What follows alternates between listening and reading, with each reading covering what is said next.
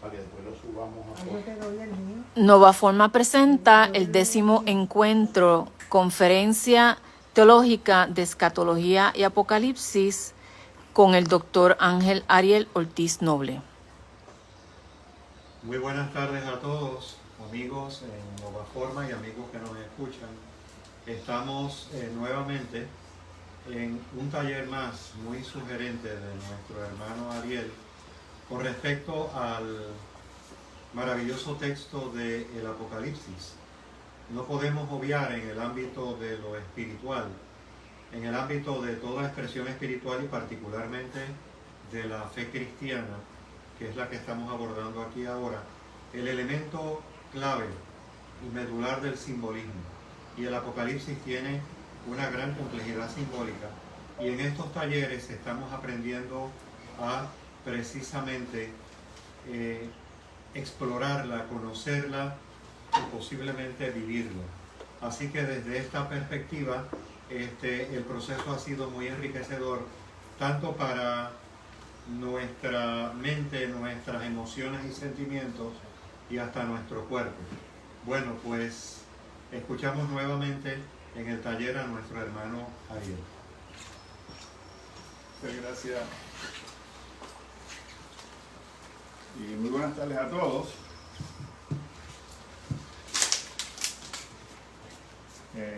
Dije muchas gracias y le iba a mencionar el nombre y se me olvidó el nombre.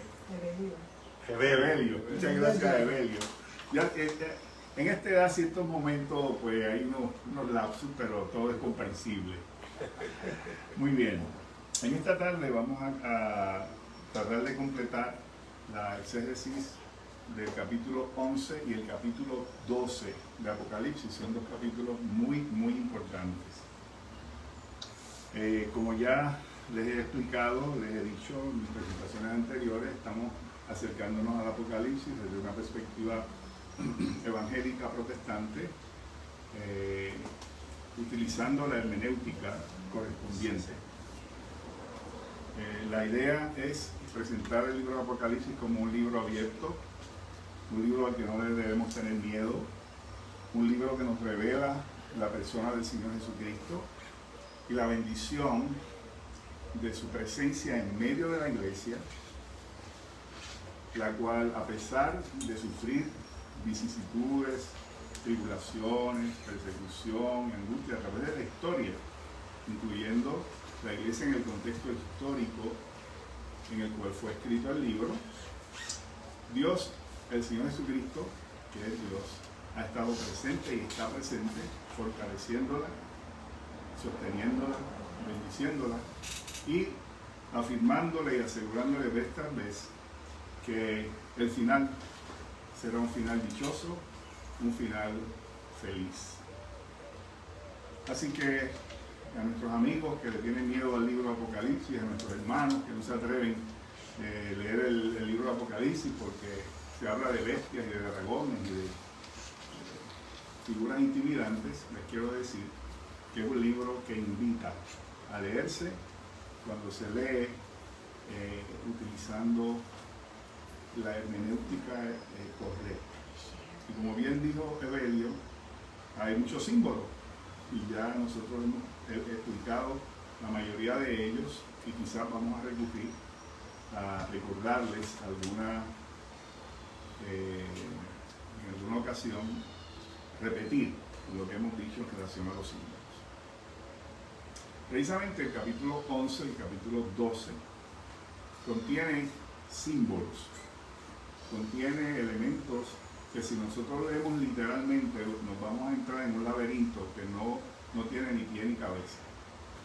Ahora, cuando nosotros lo analizamos desde el punto de vista adecuado, utilizando la simbología y no solamente la simbología, sino el concepto del exégesis de forma adecuada, pues vamos a encontrar que son capítulos que se entienden y que tienen sentido. Una de las cosas que tenemos que considerar cuando hablamos de hermenéutica y exégesis es que la Biblia es una unidad. No son muchos cantitos inconexos que han sido pegados ahí. No, es un solo libro que tiene un solo autor, que es el Espíritu Santo, porque toda la Escritura es inspirada por Dios, dice la Escritura.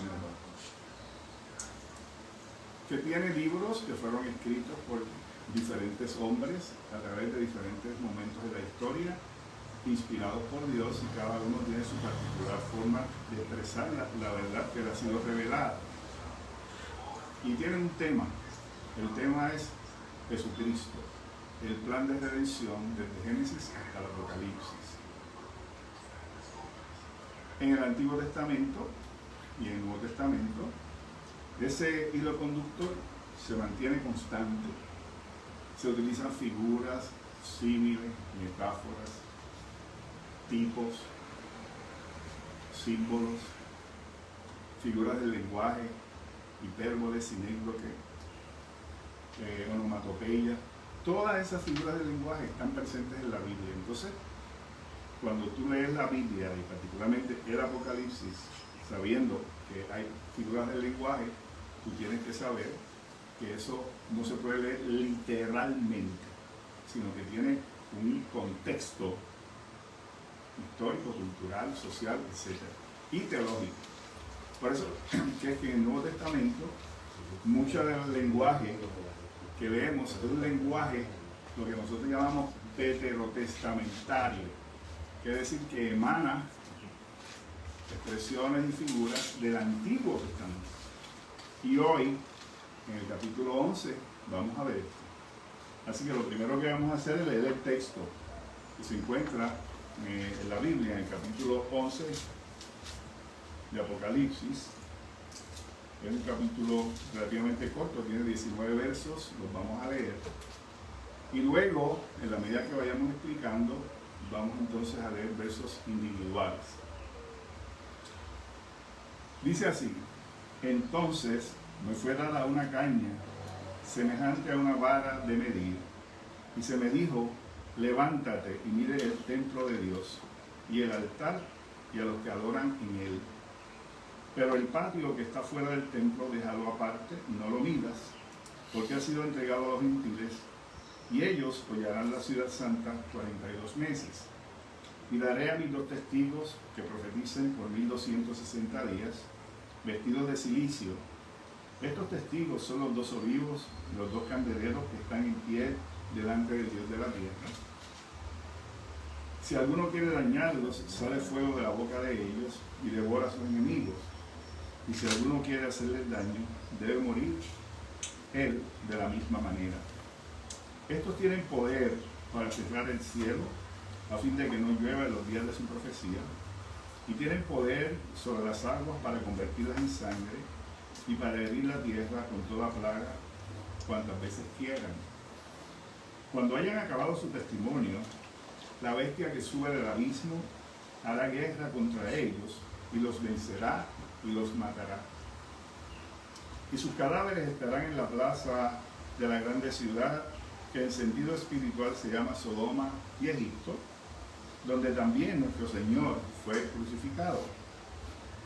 Y los de los pueblos, tribus, lenguas y naciones verán sus cadáveres por 3 días y medio y no permitirán que sean sepultados. Y los moradores de la tierra se regocijarán sobre ellos y se alegrarán, y se enviarán regalos unos a otros, porque estos 2 profetas habían atormentado a los moradores de la tierra.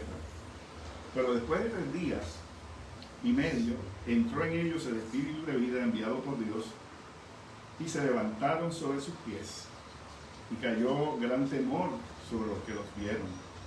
Y oyeron una gran voz del cielo que les decía: subid acá. Y subieron al cielo en una nube, y sus enemigos los vieron.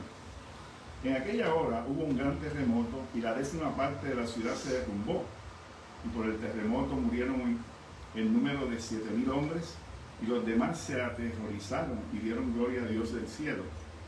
El segundo ay pasó, he aquí el tercer ay viene pronto. El 7º ángel tocó la trompeta, y hubo grandes voces en el cielo que decían: los reinos del mundo han venido a ser de nuestro Señor y de su Cristo, y Él reinará por los siglos de los siglos. Y los 24 ancianos que estaban sentados delante de Dios en sus tronos se postraron sobre sus rostros y adoraron a Dios. diciendo: te damos gracias, Señor, Dios Todopoderoso, el que eres y que eras y que has de venir, porque has tomado tu gran poder y has reinado. Y se airaron las naciones y tu ira ha venido, y el tiempo de juzgar a los muertos y de dar el galardón a tus siervos los profetas, a los santos y a los que temen tu nombre, a los pequeños y a los grandes, y destruir a los que destruyen la tierra. Y el templo de Dios fue abierto en el cielo, y el arca de su pacto se veía en el templo, y hubo relámpagos, voces, truenos, un terremoto y grande granizo.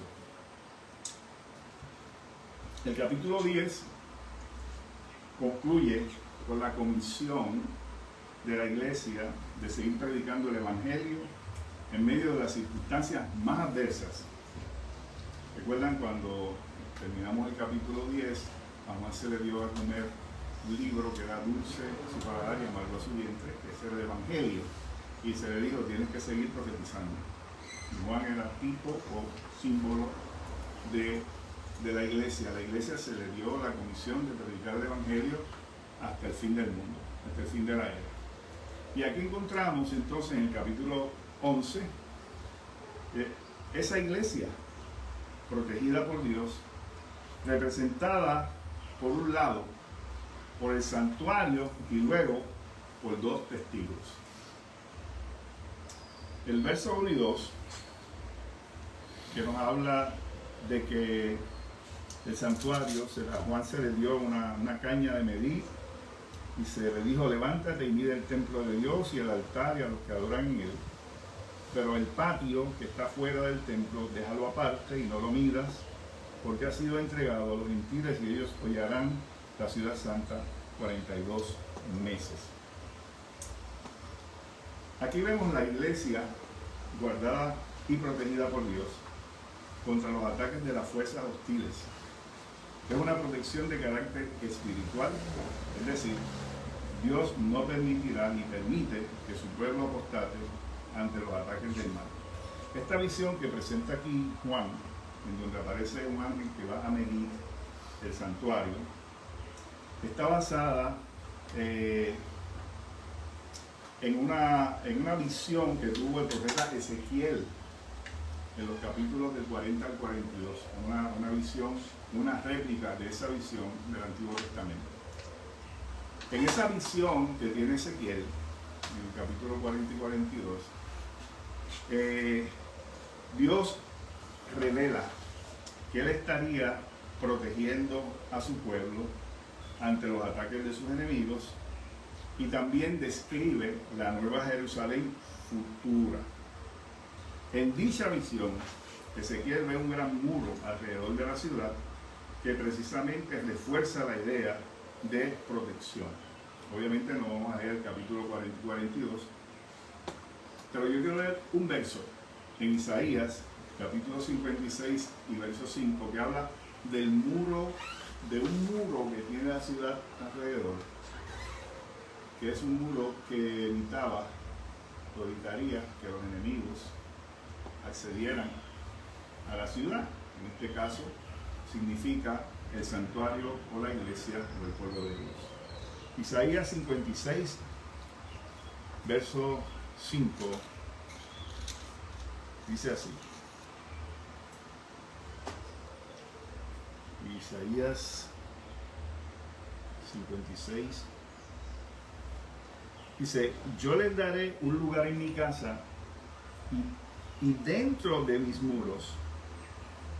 Yo les daré un lugar en mi casa y dentro de mis muros, y nombre mejor que el de hijos e hijas, nombre perpetuo les daré, que nunca perecerá.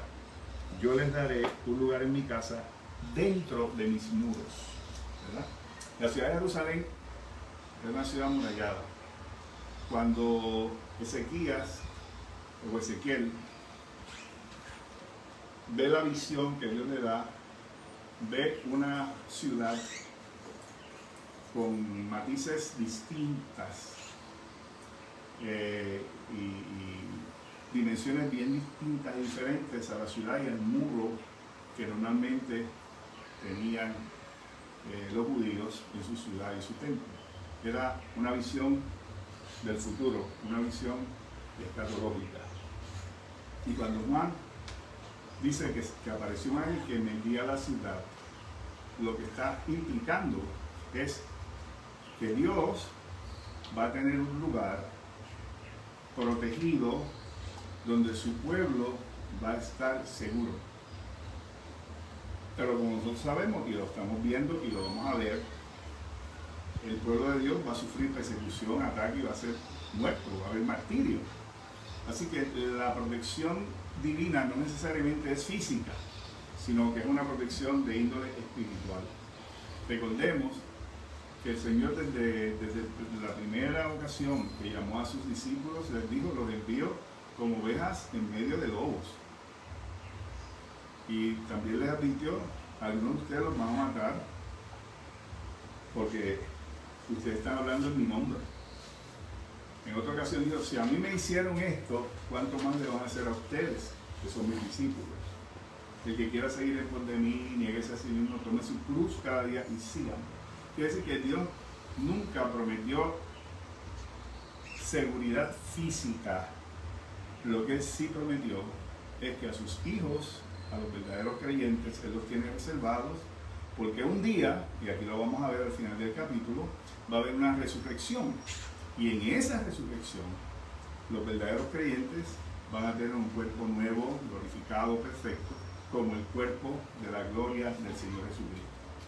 Así que Dios siempre se preocupa por proteger y salvaguardar la obra espiritual que ha hecho en nosotros. Pero la historia y la Biblia nos enseña que muchos de nosotros, muchos cristianos, dieron su vida y algunos la tendremos que dar en un futuro. Así que entonces esa medición lo que implica, basado en la visión de Ezequiel, es que Dios protege a su pueblo, que está ahí representado por ese santuario. La mayoría de los comentaristas estudiados concurren con esta interpretación. Yo he estado estudiando varios comentaristas, ¿verdad? Hendrickson, Mounds, Ladd, Osborne, Kistemaker, Thomas y otros más, unos más, y concurre la mayoría con esta interpretación, que es una interpretación basada no en opiniones, sino en lo que la misma Biblia nos ha revelado en el Antiguo Testamento. También dice que fuera del templo, le dice, no midas eso que está fuera del templo. Quiere decir que lo que está fuera de ese muro, lo que está fuera de la ciudad, no es de Dios. O sea que lo que está fuera del templo pertenece al mundo hostil, enemigo de la iglesia, quien amenaza a la iglesia por un periodo de tiempo limitado. Aquí aparece en dos ocasiones un periodo de tiempo de 42 meses o 1236 días, y lo que nosotros creemos que eso significa es, en un caso, podría significar todo el periodo de la historia de la iglesia, porque la realidad es que el capítulo nos da una idea de que estos testigos y esta gente que predica lo está haciendo a pesar de que el mundo o la gente que no es de Dios lo escuche o deje de escucharlo, y eso está ocurriendo desde los inicios de la era cristiana. O sea que cuando uno lee el capítulo, uno no, para poder entenderlo bien, no puede de inmediato pensar que es algo que va a ocurrir al final de la historia cristiana, sino que es algo que ha estado ocurriendo durante toda la era cristiana, que Dios ha estado protegiendo a la iglesia, que hay unos testigos que han estado predicando el evangelio, que hay unas fuerzas hostiles que han estado oponiéndose al evangelio. Eso no va a ocurrir al final, eso está ocurriendo ahora y ha estado ocurriendo desde el principio de la iglesia. Ya cuando estas iglesias recibieron esta carta o este libro, recordemos que este libro fue escrito primeramente para las 7 iglesias de Asia. no fue escrito para Nueva Forma. Fue escrito para 7 iglesias de Asia, pero tiene una aplicación, tiene una implicación para todos los Para Nueva Forma también. incluido. De manera que cuando Juan escribe esto, ya la iglesia estaba siendo objeto de este tipo de experiencia. Estaba siendo perseguida, o estaba a punto de ser perseguida, estaba protegida por Dios, el Señor la estaba visitando, la estaba vigilando, le estaba llamando la atención, que es parte de lo que Dios hace para corregirnos, igualarnos y cuidarnos, la disciplina cristiana, etc. Y entonces Dios le revela esto a Juan como testimonio de que esa iglesia supiera qué ha pasado, qué está pasando y qué pasará. Recuerden que al principio del libro de Apocalipsis, el Señor le dice a Juan: escribe esto a la iglesia para que sepan las cosas que han pasado, las que están pasando y las que pasarán. O sea que ya la misma iglesia histórica, las 7 iglesias de Asia que reciben esto, estaban siendo sometidas a experiencias de hostilidad y de rechazo, pero al mismo tiempo estaban siendo objeto de la protección divina. Entonces, por una parte, pensamos que esos 42 meses se refieren a todo el periodo de la era cristiana, aunque hay algunos comentaristas que piensan que eso es un periodo breve, intenso, que ocurrirá al final de la era cristiana. Mi posición personal es que se refiere a toda la era cristiana, pero cuando analizamos las cosas que posteriormente se mencionan en Apocalipsis, las que ya hemos visto, podríamos decir, sin lugar a equivocarnos, que al final de la era, poco antes de la segunda venida de Cristo, va a haber un tiempo intenso de persecución, un tiempo intenso de hostilidad contra la iglesia, cuando el mundo, entiéndase el mundo, ese sistema pecaminoso, mundanal, contrario a la iglesia, que lo estamos viendo ya, se levanta de una manera intensa para tratar de destruir la iglesia. ¿Cómo te va a decir eso, Ariel? Sí. Desde siempre Satanás ha querido destruir la iglesia. Desde siempre ha querido evitar que el plan de Dios se realice. Particularmente cuando veamos el capítulo 12, lo vamos a entender un poco mejor. Pero basta con ir al Nuevo Testamento y ver qué pasó con el niñito Jesús. Herodes no lo quiso matar. ¿Qué pasó cuando Jesús comienza el ministerio? Satanás no lo tentó en el monte de la tentación, el desierto de la tentación, para que le fallara a Dios y nosotros no pudiéramos acceder a la salvación. Sí. ¿Qué pasó en el Nuevo Testamento, en el libro de los Hechos, cuando la iglesia comenzó? La persecución. Martirizaron a Esteban, martirizaron a Santiago, apedrearon a Pedro, encarcelaron a Pedro, apedrearon a Pablo y eventualmente los 12 apóstoles, salvo Juan, fueron mártires de la iglesia. ¿Qué significa esto? Lo que significa es que el diablo siempre ha buscado deshacer, destruir, marchar en contra de la iglesia. Y Pablo lo establece muy claro en el capítulo 6 de Efesios, de los versos 10 en adelante, que plantea que la lucha del cristiano, de la iglesia, no es contra gente de carne y hueso, sino contra potestades espirituales que habitan en las regiones celestes, que son malicias espirituales. Y nos manda a que nos vistamos de ¿qué? De toda la armadura de Dios, de la cabeza a los pies, para que podamos resistir en el día malo y habiendo acabado todo, estar firmes. O sea que ya en el Nuevo Testamento se nos revela que la iglesia va a ser objeto de persecución, pero al mismo tiempo se nos revela que a pesar de la persecución y la tribulación, Dios nos va a cuidar. para que no perdamos lo que Dios nos ha dado, que es la salvación, que una vez dada es irrevocable. Así que desde mi punto de vista tenemos un cuadro de toda la era cristiana, al final del cual va a haber una lucha intensa, pero que va a prevalecer Dios, por supuesto, y su iglesia. De manera que esto que está aquí, en esos dos versos, es el cumplimiento escatológico de la visión que tuvo Ezequiel en el capítulo 40 y 42 de su libro. Ahora bien, los versos del 3 al 6 nos presentan otro símbolo, nos presenta otra situación. Dos testigos. Nos dice aquí que y daré a mis dos testigos que profeticen por 1260 días vestidos de silicio.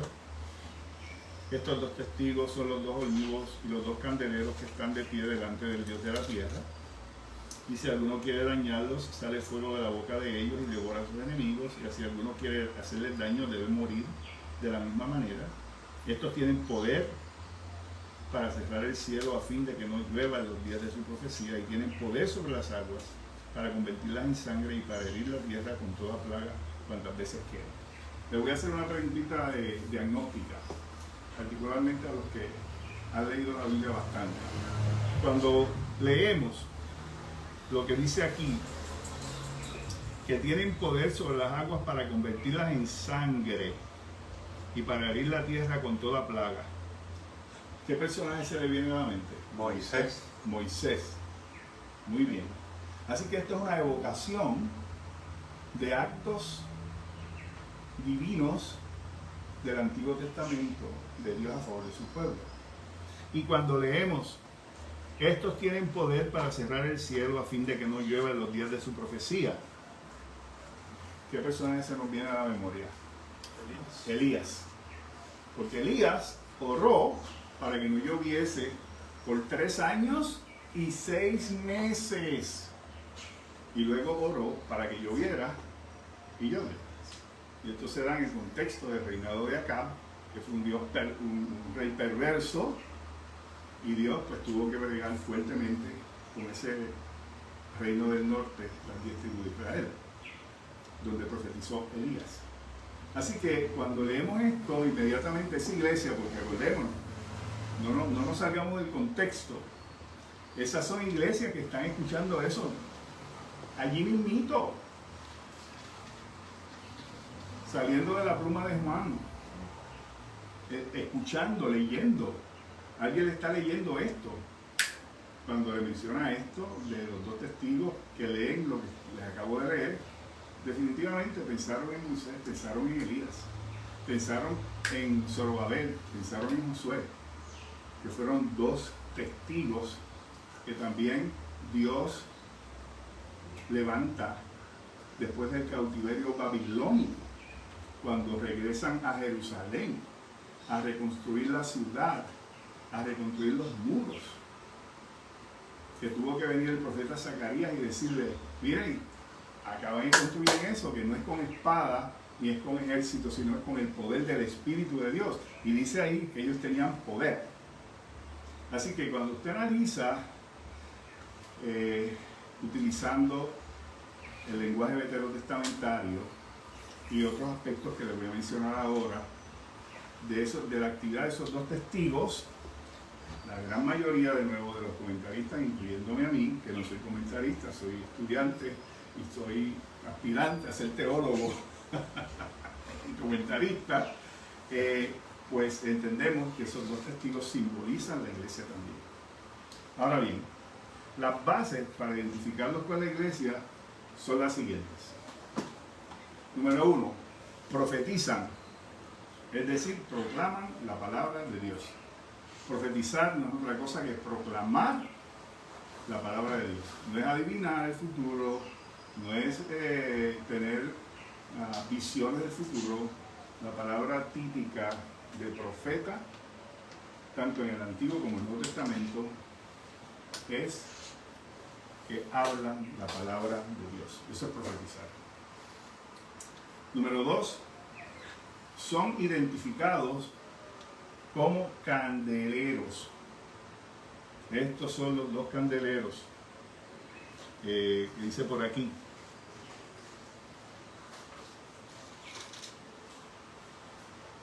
El verso 4. Estos son los dos candeleros que están en pie.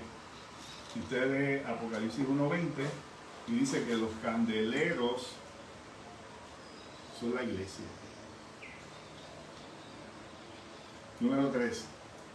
Son dos como los enviados por Jesús en su misión evangelizadora. Quiere decir que nos da una idea de la función misiológica o evangelizadora de estos dos testigos. Y lee Marcos capítulo 6, verso 7, y en Lucas 10:1, el Señor los envió de dos en dos. También entiendo que se identifica a la iglesia porque fueron investidos de poder. Dice que tenían poder. No poder para hacer artes mágicas, ni prestidigitación, como Simón el Mago y otros impostores que también se les menciona en el libro de los Hechos, sino porque Dios dota de poder a su iglesia. ¿Poder para qué? Para predicar el Evangelio. Poder para amar. La Biblia dice que el fruto del Espíritu es amor, gozo, paz, paciencia, benignidad, bondad, fe, mansedumbre y templanza. Dios nos dota de poder para poder vivir esas virtudes. ¿Lo puedes repetir, por favor? Sí, está en Gálatas capítulo 5, versos 22 y 23. Ahí están los 9 elementos del fruto del Espíritu. Hay gente que habla de poder y rápido piensa en levitación, en cosas extraordinarias, en milagros extraordinarios. No. Primero, Dios nos da poder para predicar la palabra. La palabra de Dios tiene poder. Y nos da poder para vivir en el fruto del Espíritu. En esos 9 elementos que son tan importantes y muchas veces ausentes de aquellos que dicen que tienen el poder de Dios. Que lo que hacen es servir de payasos en las plataformas desde donde supuestamente predican la palabra de Dios. ¿verdad? Como Benny Hinn, Cash Luna y otros más.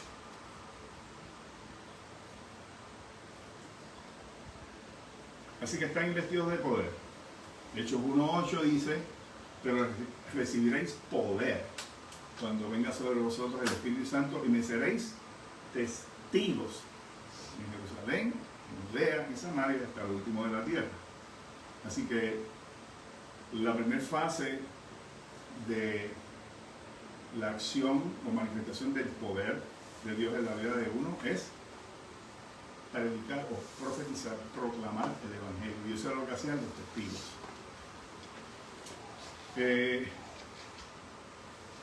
Hechos reseña también la protección milagrosa de Dios para su iglesia durante sus comienzos, indicando su presencia defensora.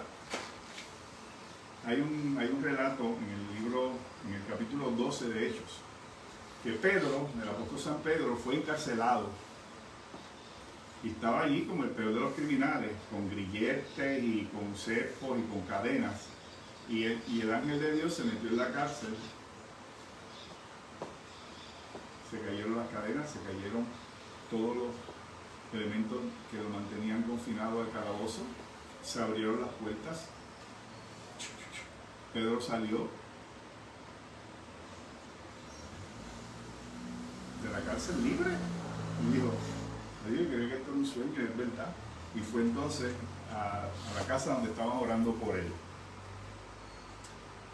Los soldados que estaban vigilando a Pedro al otro día fueron llamados a capítulo. ¿Dónde está Pedro?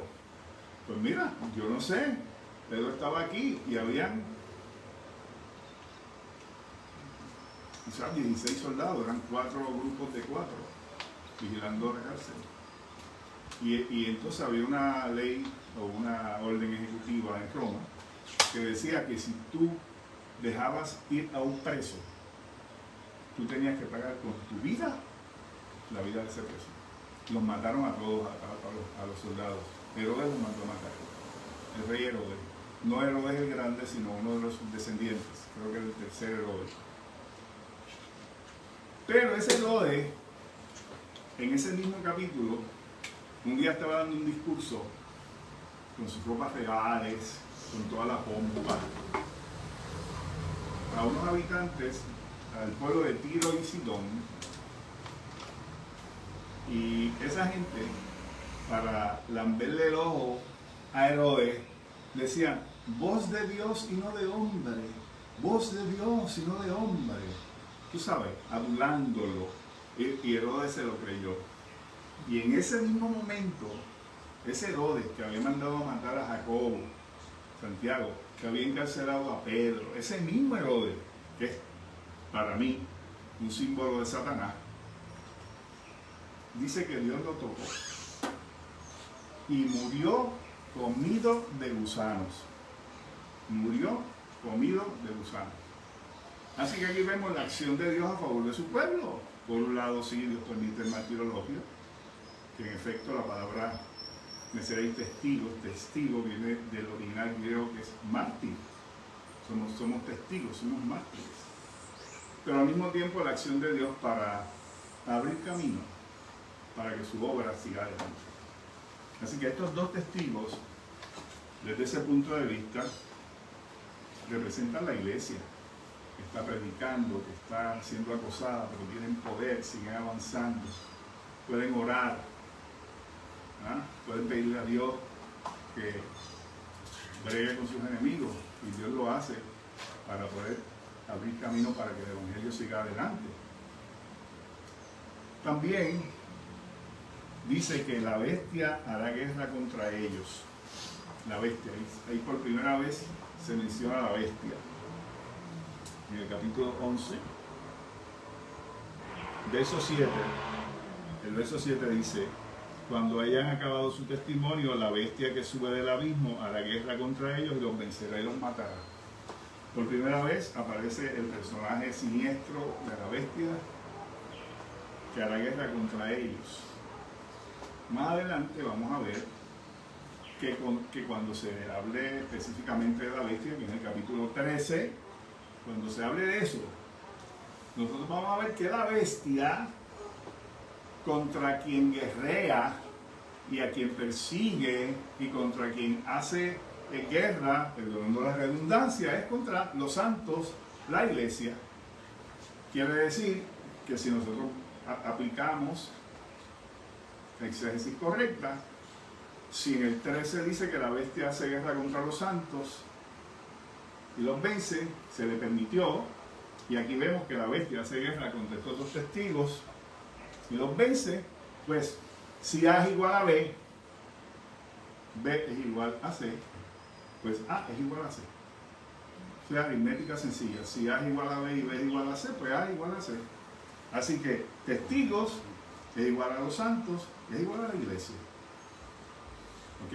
Así que son evidencias que recogemos para identificar esos dos testigos como la iglesia del Señor, militante, pregonera de la verdad, profetizando al Señor en medio de un mundo hostil a través de la era cristiana. Ahora, los versos del 7 al 10 dicen de la siguiente manera: cuando hayan acabado su testimonio, la bestia que sube del abismo hará guerra contra ellos y los vencerá y los matará, y sus cadáveres estarán en la plaza grande, ciudad en sentido espiritual se llama Sodoma y Gomorra, donde también nuestro Señor fue crucificado, y los de los pueblos, tribus, lenguas y naciones verán sus cadáveres por 3 días y medio y no permitirán que sean sepultados, y los moradores de la tierra se regocijarán sobre ellos y se alegrarán, y se enviarán regalos unos a otros, porque estos dos profetas, la iglesia,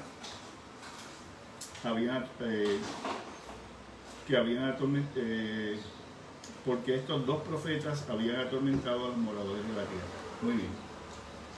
Lo primero que vemos aquí es, en el verso 7, cuando hayan acabado su testimonio. Quiere decir que el ministerio de esos dos testigos, el ministerio de la iglesia, de los santos, tiene duración. O sea que la proclamación del evangelio va a llegar hasta cierto punto. Y yo creo que para mí, desde el punto de vista evangelístico y teológico, esa frase para mí es importante.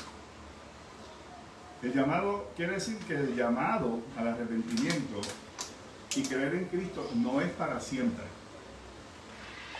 Por eso la Escritura en varias ocasiones hace énfasis en la importancia de tomar acción en relación a la vida espiritual. Por ejemplo, dice, hoy es el día aceptable. Venid luego, dice Jehová, y estemos a cuenta. Buscad a Jehová mientras pueda ser hallado. Llamadlo en tanto que está cercano. Un texto que se encuentra en 2 Corintios 6:2, Isaías 1:18 e Isaías 55:6. Así que hay un tiempo para buscar a Dios. Hay un tiempo para entregarse al Señor. Hay un tiempo disponible para arreglar las cosas con Dios. Dice, buscar a Dios mientras pueda ser hallado. Si usted está leyendo eso en la Biblia y lee eso, ¿qué usted interpreta? Mientras pueda ser hallado. Que va a llegar un momento en que no va a poder ser hallado. Es correcto. Y ese momento en que no va a ser hallado será la muerte de uno. La muerte o el día cuando se acabó la oportunidad y vino el Señor. Así de importante y urgente es esto. Es un llamado a que reflexionemos sobre nuestra necesidad de arreglar nuestra vida con Dios. La bestia. Yo creo que esa es la figura más temida y llamativa del Apocalipsis, la bestia. Porque aquí, ¿qué imagen se viene a su mente cuando usted ve la bestia? Vamos a ver, solamente por decir, vamos, ¿a qué se le ocurre a usted? La bestia. Tiene cuernos, tiene un rabo. Cuernos, rabo. ¿Cómo se llama eso? Sí, tridente. Algo bien. ¿Qué más? ¿Qué otra figura? Grotesco, bien grotesco. Algo bien grotesco como que. Un felino. Un dragón. Un felino. Una mezcla de gárgola con dragón. Una gárgola con cara de león. Con cara de dragón. Sí, a mí se me viene a la mente Godzilla. La bestia que es diferente a todas las bestias. Que hace y bota fuego por la boca y todo. Pues eso, el libro de Apocalipsis habla de bestia, de dragón, ¿verdad? Y aquí hay unas descripciones que ya hemos visto de unas langostas, de unas exactamente, de unas descripciones de carácter surrealista, como dijo Jorge en un momento, pero nada que ver.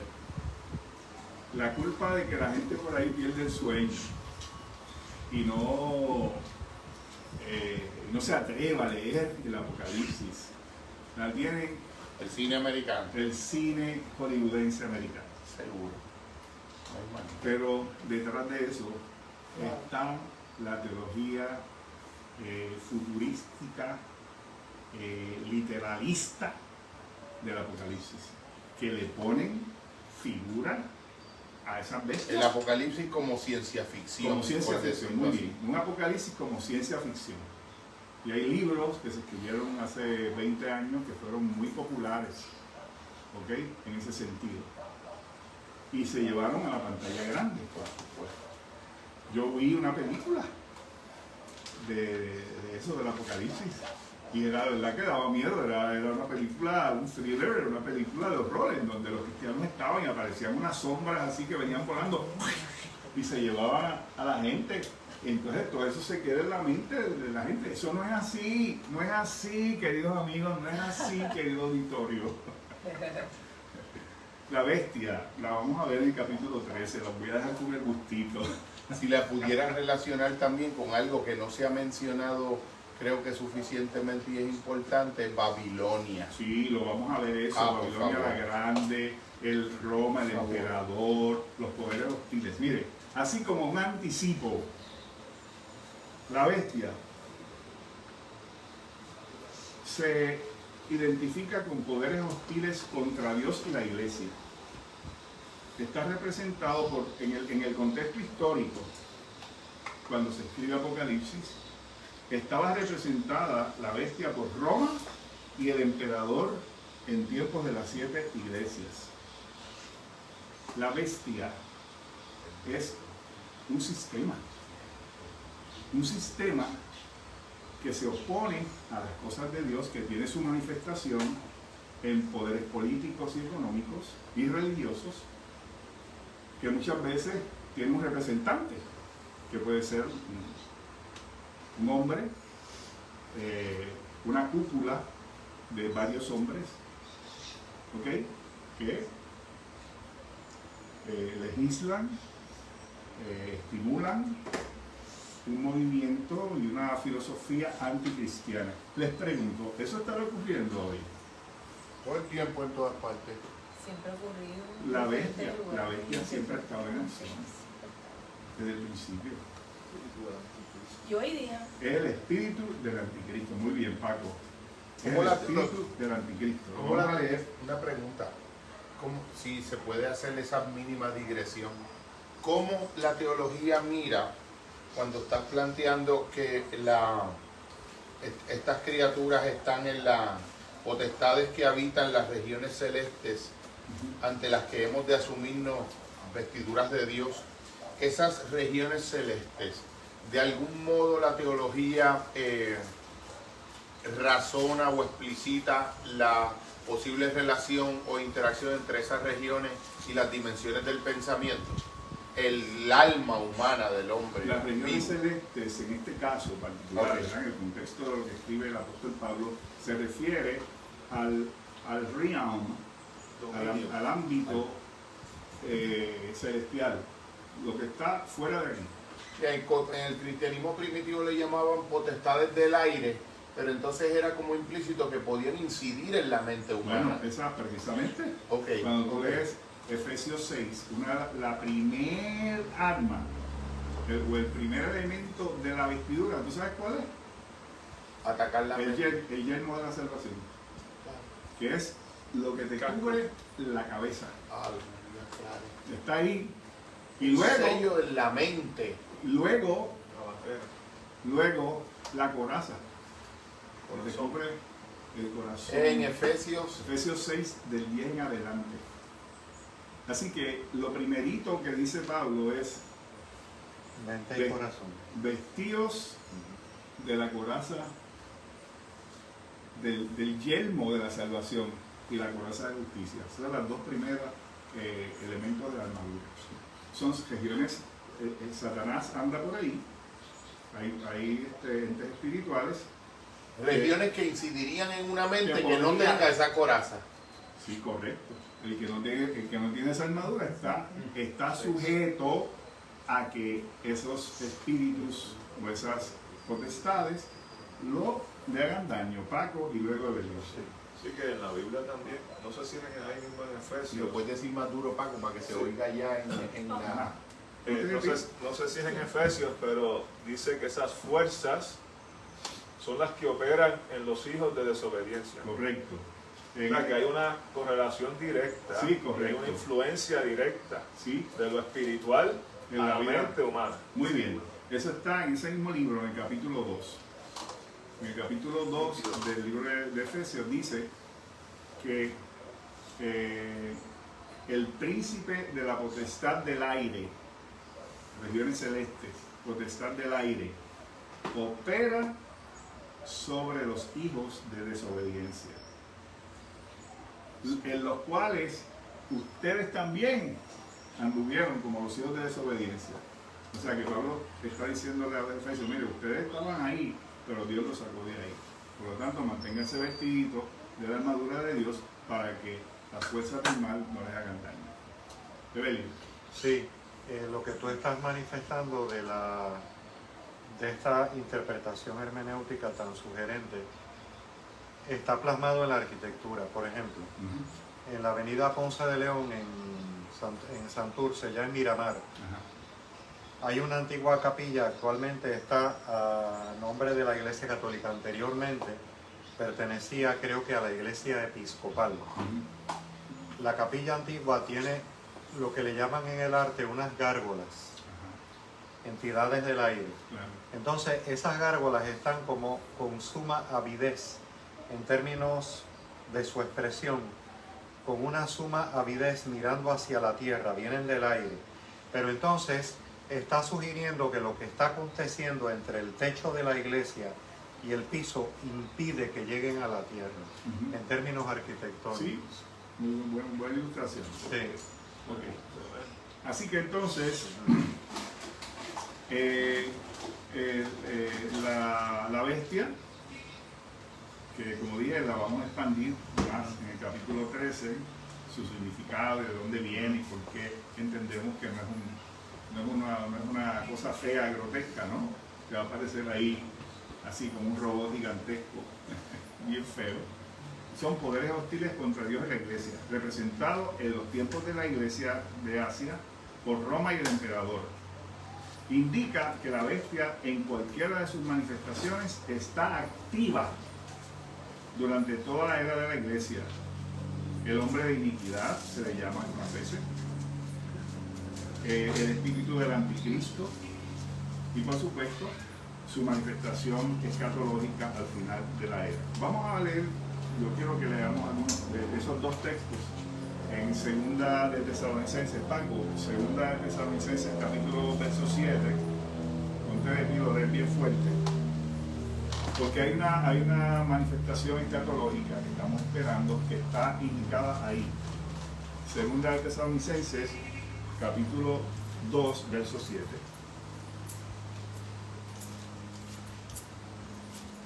Segunda de Tesalonicenses, capítulo 2, verso 7, dice: porque ya está en acción el misterio de la iniquidad, solo que hay quien al presente lo detiene, hasta que él a su vez sea quitado de en medio. Muy bien. El misterio de la iniquidad. Si leemos el capítulo completo, vamos a entender que es una persona o un sistema que se va a levantar, pero muy probablemente es un sistema, pero que va a estar, le ha cedido el poder de alguna manera a ese individuo, a esa persona. Se llama el hombre de iniquidad, ¿ok? Y entonces Pablo dice: el misterio de la iniquidad ya está en acción. El otro texto, lo voy a leer, se encuentra en Primera de Juan, la primera carta del apóstol Juan, capítulo 4 y verso 3, que dice: y todo espíritu que no confiesa que Jesucristo ha venido en carne, no es de Dios. Y este es el espíritu del anticristo, el cual vosotros habéis oído que viene y que ahora ya está en el mundo. Juan escribió eso en el año 90 y Pablo escribió Tesalonicenses en el año 50. Está diciendo que ya en ese momento el hombre de iniquidad o el espíritu del anticristo estaba en acción. Quiere decir que esas fuerzas hostiles a la iglesia, que muchas veces se conjugan o concentran en un individuo o en un sistema, en el caso de la iglesia de Roma, el emperador y el imperio, han estado funcionando desde entonces. ¿Puedes abundar un poco sobre eso? Que me confundí. Lo del emperador y el imperio. El matrimonio de lo político y lo religioso, ese contubernio. Bueno, mira, Como algo- para la iglesia, en la época de la iglesia de Éfeso y de las 7 iglesias Ok, de Asia, ok. pues estaba el Imperio Romano, Ok. ¿verdad? En todo su vigencia y esplendor, y la cabeza o el representante de ese imperio era el emperador, el César. Claro. Quiere decir que cuando tú hablas del Imperio Romano piensas en el César, ¿no? Que para ellos era la bestia. Cuando hablemos de Babilonia, la gran ramera, para ellos era Roma. que en donde había no solamente poder político, sino que había una religión falsa, muy atractiva, muy que apelaba a las pasiones, a la promiscuidad sexual, a la licencia en términos de borrachera y todo eso estaba metido ahí. Que de momento lo confundí como si fuera una prefiguración de lo que ocurre después con Constantino, Diocleciano, todo este elemento de cuando el cristianismo es declarado iglesia oficial. ¿Pasa algo parecido? Lo que él está Sí, yo planteando sé, es... 2 siglos antes, 3 siglos antes. Precisamente es la... cuatro siglos. Ariel se está refiriendo a la religiosidad Pagana, por decir inherente algo. a los romanos. Pagana. La religiosidad inherente a los romanos. Pero gracias por traer el Sí, punto de medio. sí. Pero no podemos negar que en un punto de la historia hubo un punto de inflexión en que la iglesia se dejó seducir por el poder político. Definitivo. Cuando Constantino Por la ahí es nombra, que voy, por ahí es que voy. religión oficial del Estado, brincó la cadena de la iglesia. Y yo tengo que decir con pena que muchas de las cosas que estamos cosechando hoy tienen que ver con decisiones que se tomaron hace siglos. Aunque siempre hubo hombres de Dios de la iglesia, como San Agustín y otros, la parte jerárquica, la cúpula, cuando empezaron entonces a nombrar, a asumir poderes, gente que no tenía vocación pastoral, vocación sacerdotal, por los mismos políticos los nombraban. Hay un momento dado, incluso, no solamente en esos comienzos donde se oficializa el cristianismo, sino hasta incluso en el contexto más temprano hacia acá del Renacimiento y el conflicto de Miguel Ángel con el Papa Julio II, que el Papa Julio II todavía tenía ejércitos. Exacto. Bueno, yo estoy leyendo un libro Sí. que te lo puedo recomendar, Sí. que se llama Triunfo, el poder y la gloria de la Iglesia Católica. Y lo escribió un escritor católico. Sí. Y lo que él relata y reseña durante toda la historia de la Iglesia no es otra cosa que guerras, ejércitos, el poder que ostentó el Papa y la jerarquía papal, hasta, como tú mencionas, el Renacimiento, por ahí un poquito después. O sea que... Es un problema que le ocurrió 4 siglos después al cristianismo también institucional. Exactamente. Ok, Cuando esa vino es la la... reforma también hubo Una variante del una mismo variante, problema pero- ancestral. Exactamente. O sea que Del y poder. todo esto, cuando uno analiza la historia con la óptica teológica, uno dice, mira, de esto se trata. Hasta hay unas diferencias desde una perspectiva, vamos a decir, sociocultural, histórica. Una de las razones de las diferencias entre el contexto de algunas iglesias orientales o lo que hemos conocido como iglesia ortodoxa, en términos de la primacía de Roma, radica precisamente en que por una configuración de razones políticas, económicas, sociales y culturales, adobados por el discurso teológico, se establece un elemento de primacía de Roma desde una perspectiva de poder, de conjunción de poder político y teológico. De poder político y teológico. Y esa primacía de Roma, inherente al papado, es la que lleva en el devenir a legitimar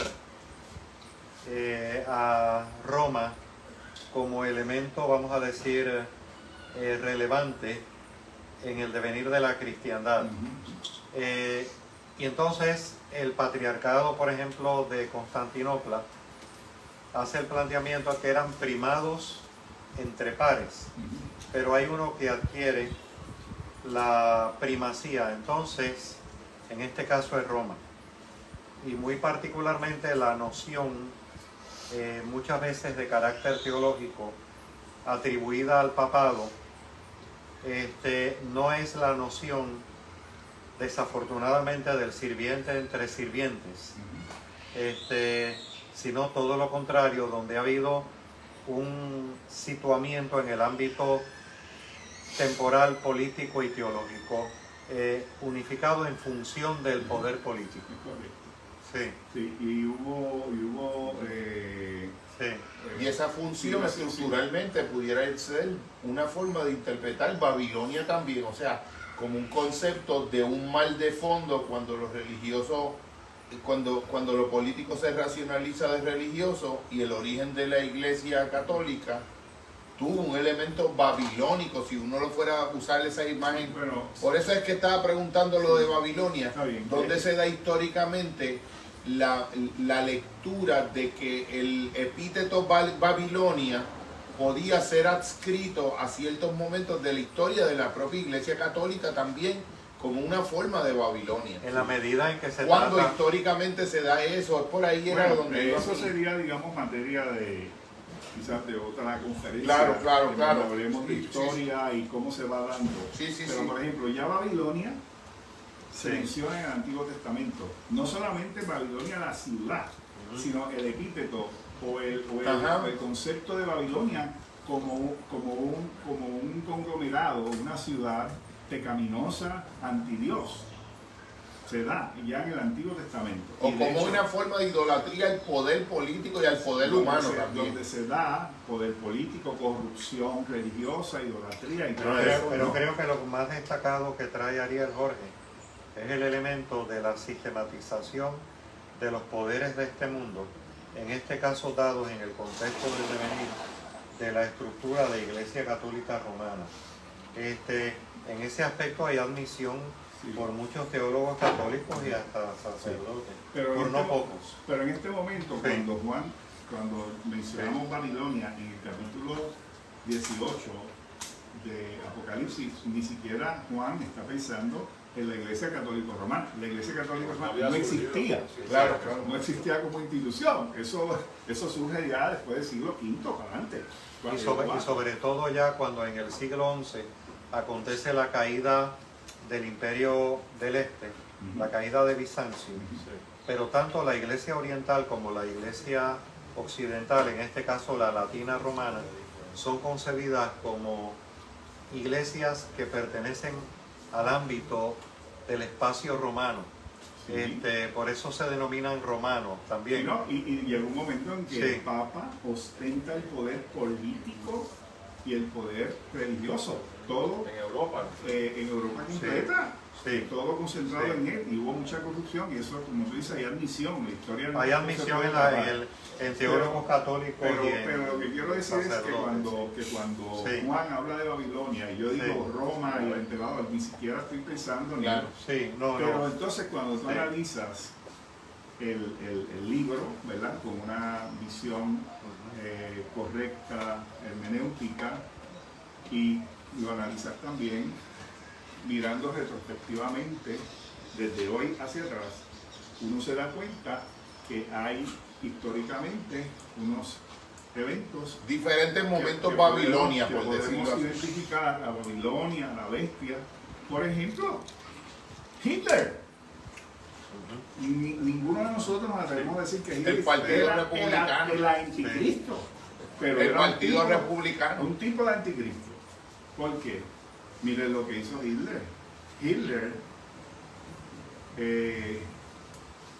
atacó y como digo, cuando tú te adueñas, se adueñó de la iglesia oficial alemana, que era la luterana, y cambió el curso incluso de los escritos. Y los teólogos arios que apoyaban a Hitler decían que Hitler había establecido el milenio, porque era una época de gloria Wow. y todo ese tipo de cosas. Y Hitler persiguió a los verdaderos cristianos, a punto de que, como leíamos en la presentación de mi libro, Bonhoeffer, que era un hombre de Dios, tuvo que separarse de la iglesia luterana porque se había corrompido bajo el poder de Hitler. Más hice el clandestinaje también. Y se fue al clandestinaje. Y pasó también, Ariel, con el catolicismo en el contexto del Tercer Reich, donde en ese contexto alemán, esa es la película que vimos del hombre que se opone en Austria. Definitivo. Es una trama donde el hombre se opone en Austria es un católico que se opone a esa perspectiva teológica que está asociada con el nazismo dentro del contexto de ciertas también iglesias, de no pocos sectores de iglesia católica, También. en el contexto alemán y austriaco. Sí, Con el Tercer se Reich. dieron terreno a Hitler, Sí, tanto sí. la iglesia católica como Sí. luterana, ¿no? Sí. Así que es un tipo de anticristo, y ahora si lo extrapolamos Sí. al día de hoy, hay muchos poderes por ahí que están atacando a la iglesia ahora mismo, ¿verdad? No quiero mencionar partidos, pero hay tendencias que están diseñadas, dirigidas al fundamento del cristianismo, que atacan el hogar, que atacan la naturaleza que Dios creó, la biología que Dios creó, la familia como Dios la instituyó, y ahora quieren imponernos un modelo que es antinatural totalmente. Eso es anticristo, eso es la bestia en acción. Y a la través de poderes resignificación, políticos. y la resignificación, y desde grupos confesionales cristianos, una resignificación y una lectura del cristianismo que lo adultera. el Totalmente. cristianismo. También está haciendo el daño desde dentro. Ya hay iglesias, religiones, denominaciones, quote unquote, cristianas, que están aceptando ese discurso, lo trajeron, ya lo tienen en los altares y en los púlpitos y en sus congregaciones, que es totalmente anti Dios, pero eso está profetizado. Eso está ahí mismo en Segunda de Tesalonicenses. Eso se llama la apostasía. Esas son manifestaciones de la apostasía, que son elementos que apuntan al fin. Vamos a ver, estamos viendo un gran apostatar masivamente. La iglesia en concubinato con el mundo, aceptando la narrativa humanista, liberalista, anti-Dios, anti-familia, anti-natura. Eso está ahí. Amén. ¿Qué hora es? 6:15. Está bueno esto, ¿verdad? Hemos hablado mucho, pero La bestia Es a la que se inevitable, refiere, sí. la bestia a la que se refiere el capítulo 11 se refiere al sistema político-religioso del Imperio Romano que imperaba en la época. correcto, que es lo que vamos a ver en el capítulo 13, ¿verdad? Emanuel, ¿tú tenías una pregunta? No, estaba haciendo Ok, chévere. Ok, en los versos del 11 al 14, para que ir avanzando un poquito, ¿verdad? Aunque no lo vamos a leer, porque ya lo vamos por leído, Sí, sí. los versos del 11 al 14, dice que ante el espanto de los moradores de la tierra, los testigos, la iglesia resucita. Es decir, la bestia dice que los mata. Y están ahí, todo el mundo se alegra, ¡qué chévere! Porque ciertamente cuando esos poderes de la tierra tienen ciertas victorias, pues se alegran y se mofan de la iglesia y de los que fomentamos las cosas de Dios. Eso es así, ¿verdad? No son magnánimos, sino que cuando ellos tienen sus victorias temporales, se mofan y se alegran de los setbacks, de las derrotas temporales de la iglesia. Y en ese estado, entonces, ocurre algo extraordinario. Ante el espanto de los moradores de la tierra, los testigos, o sea, la iglesia resucita y es llevada al cielo al encuentro con Jesús. Esto, que menciona esos versos, ocurre en la segunda venida de Cristo. De modo que esta escena es una forma anticipada de presentar algo que veremos en los capítulos 14, 19 y siguientes. Juan sigue dando ánimo a la iglesia, que está siendo y será objeto de tribulación y martirio. La segunda venida de Cristo estará acompañada de juicio y los pecadores tendrán que reconocer que viene de Dios, pero ni aún así se arrepienten. Recuerdan que en varias ocasiones hemos leído un texto de que a pesar de los juicios que tienen una intención de que la gente mire al cielo y lo espérate, me tengo que arreglar con Dios, no lo hacen. Y de hecho, en el capítulo 16 y verso 11, dice así, dice, y blasfemaron contra el Dios del cielo por sus dolores y sus úlceras, y no se arrepintieron de sus obras. Maldijeron a alguien y no se arrepintieron. Y esto se da en 2 o 3 ocasiones a través del libro de Apocalipsis. Entonces, decíamos que hay algunos pasajes que mencionan la segunda venida de Cristo. Mateo 24, 29, Primera de Tesalonicenses 4, del 16 al 18, Segunda de Pedro 3, del 9 al 10, y esta es la esperanza bienaventurada de la iglesia. O sea que lo que mencionan los versos del 11 al 14 no es otra cosa que una mirada anticipada de esa segunda venida del Señor Jesucristo.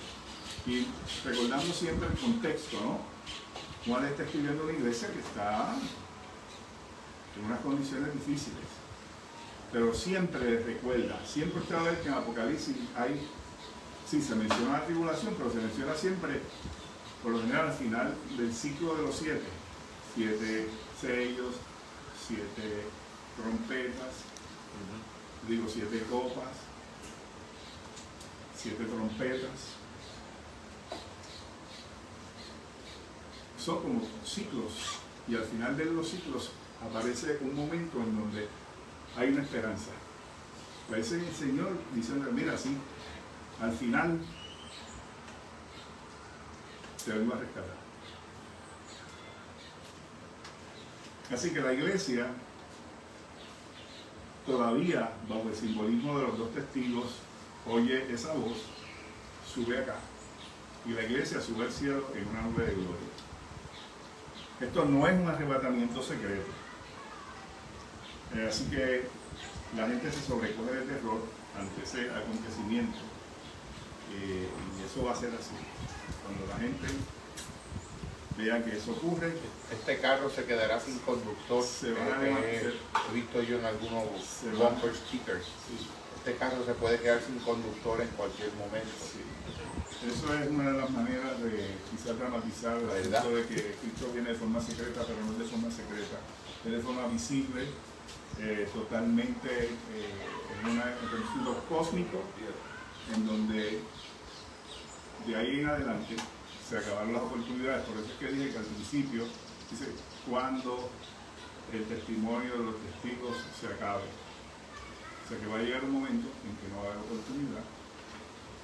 Una pregunta, Ariel. ¿Hay, en tus grandes conocimientos de teología, hay algún tipo de autor que establezca de una manera muy explícita, de algún teólogo, que establezca de una manera muy explícita la relación entre el gran simbolismo que contiene Apocalipsis con el tiempo no cronológico, sino más querigmático? Con el sentido de tiempo de querigma y no tiempo cronológico. Sí, bueno, hemos intentado traer esa visión aquí. Okay. No estamos hablando de que estos son eventos que se van a ir dando cronológicamente uno detrás de otro. Okay. Estamos, por ejemplo, ahora mismo acabo de decir que esto que hemos planteado aquí, estamos hablando de la era de la iglesia.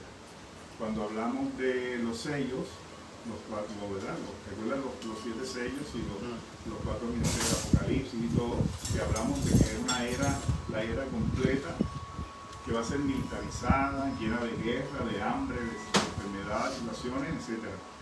No hemos hablado de épocas, de que la iglesia de, digamos, Éfeso es una época, que la iglesia de Esmirna es otra época, porque el caballo negro es un periodo de tiempo, o el caballo rojo, no. Hemos dicho que eso simboliza o representan eventos y situaciones de toda la era cristiana que van a producir enfermedades, muerte, situaciones económicas y martirio y demás. ¿Pudieras definir lo de querigma para propósitos del público audiente del presente y del porvenir? Querigma y el contraste del tiempo cronológico y lo querigmático. Bueno, vamos a ver que Belio, tú vas a decir algo y vas a aclarar algo de la pregunta.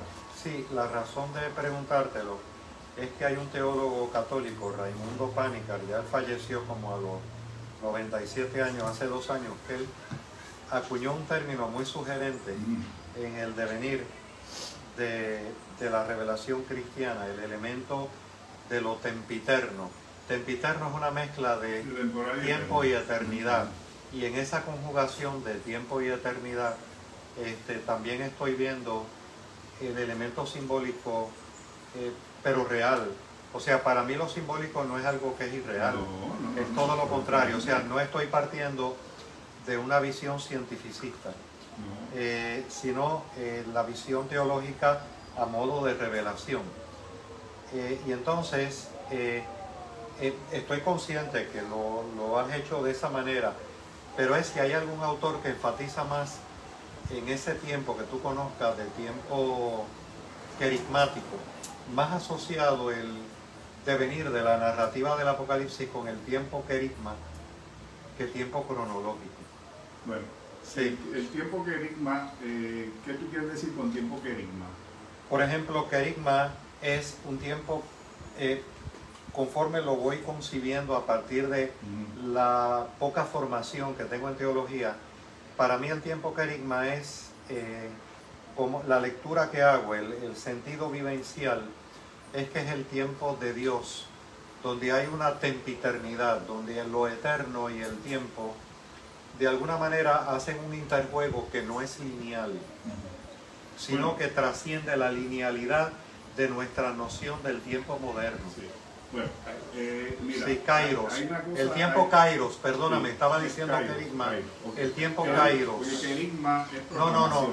error mío, el tiempo Kairos. Kairos, sí, El tiempo estamos de Kairos. acuerdo. Un autor que asocie, estoy consciente que lo has traído desde esa perspectiva, pero un autor o unos autores que asocien el simbolismo del Apocalipsis con el tiempo Kairos, Sí, yo diría que más que el cronológico. si leemos estos autores, ellos todos asocian la revelación de Apocalipsis con el tiempo Kairos. Ok.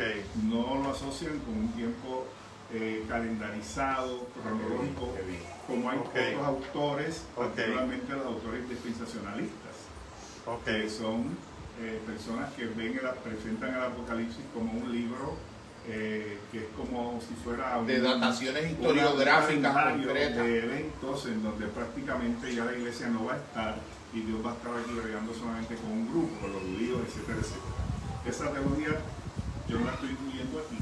Y estos autores son personas que presentan el Apocalipsis desde el punto de vista del Kairos.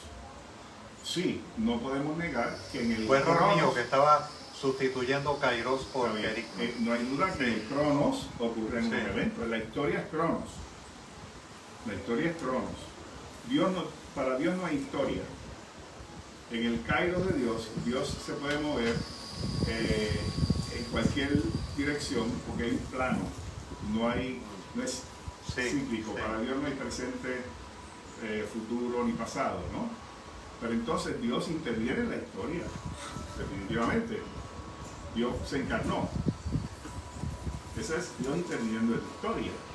Se hizo Claro, historia y afectó lo que la me historia. vino a mente es el sentido de la tempiternidad que trae este teólogo católico, Pánica, cristiano católico, es español, el papá era hindú, trae la noción de una tempiternidad, donde en el Kairos hay una conjugación de tiempo y eternidad que no necesariamente contiene una lectura lineal. No, correcto. Una Pero lectura el, problema, lineal el Ajá. asunto es, no el problema, sino de la historia, ¿no? el asunto Sí. es que la historia como nosotros la conocemos, es la Sí. historia que se va dando a través del crono, del tiempo, es lineal. Ok, Dios interviene en la historia, particularmente cuando se encarna, ¿verdad? Ok. Y se hace hombre en la persona de su Hijo Jesucristo, con una función redentora. Y ahí hay un evento kairos. O sea, cuando Dios se encarna en la historia, Pablo dice, que Dios estaba en Cristo reconciliando. Dice, en el cumplimiento del tiempo vino Cristo nacido de mujer.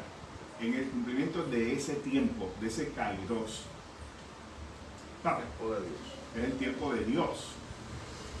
Y entonces eso tiene un propósito redentor. Y de ahí viene toda la historia cristiana, todos los eventos asociados, ¿no? Apocalipsis lo que nos presenta es una noción de eventos que están aconteciendo en la historia.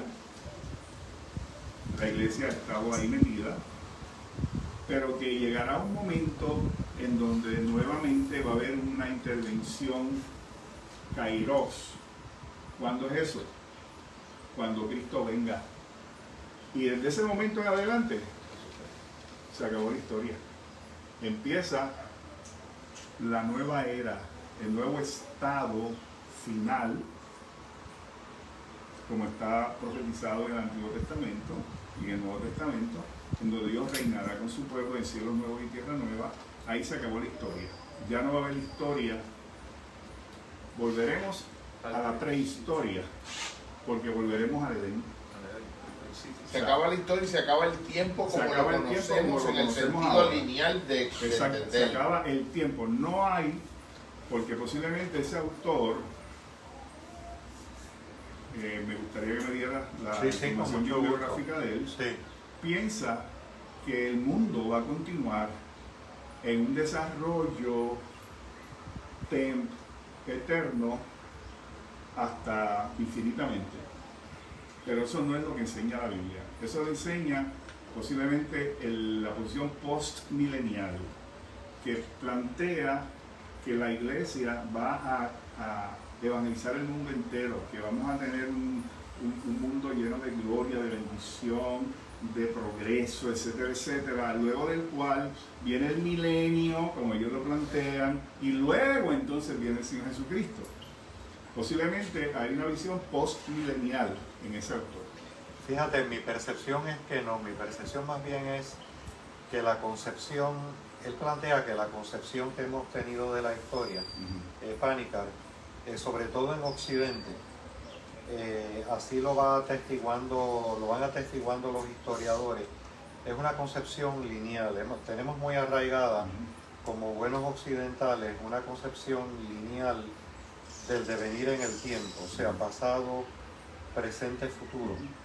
Y ese pasado, presente, futuro, que ocurre de una manera lineal,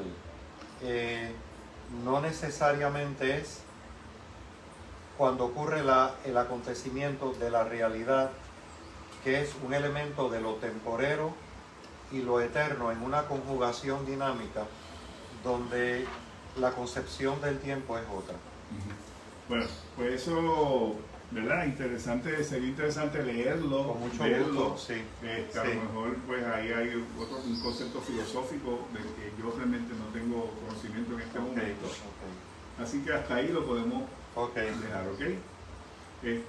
Y resumo diciendo, los días inminentes de la ira que se avecinan durante esos días, los creyentes van a necesitar la certeza de que Dios llevará a los suyos con total seguridad a su eterna recompensa. El arca del pacto que aparece ahí era un símbolo de la permanente presencia de Dios. Toda la escena del capítulo 11 es un generoso recordatorio de que Dios cumplirá fielmente las promesas de su pacto y destruirá a los enemigos de su pueblo. Y con esto terminamos el capítulo 11 y lamentablemente no vamos a poder empezar el 12, ¿verdad? Y lo empezaremos el mes que viene. No puede ser, Jorge. Tenemos que dejarlo aquí. Porque se nos cansa el auditorio. Vamos entonces a concluir la ponencia de hoy. Les invito a los presentes y a los que nos están viendo por Facebook Live o en diferido, que lean el capítulo 12. Es un capítulo breve, pero es uno de los capítulos claves para entender el Apocalipsis y el conflicto de los siglos en el ámbito espiritual. Así que muchas gracias y que Dios les bendiga. Amén. Sí, para el cierre me dice Jorge, como hice al principio, muchas gracias a nuestro hermano Ariel por esta profundización en la narrativa del Apocalipsis tan significativa para mí en mi vida de búsquedas y de encuentros dentro de la fe. Un elemento que me ha sido significativo en este diálogo y en esta reflexión es ese adagio dentro de mi caminar latino que dice, dentro de la interpretación de la revelación en mi camino particular cristiano católico, de que la verdad todo lo vence y la misericordia todo lo alcanza. O sea que aún el mal supuestamente venciendo pierde, Correcto. y el bien supuestamente perdiendo gana. Sí, eso es correcto. Gracias. ¿Cómo no?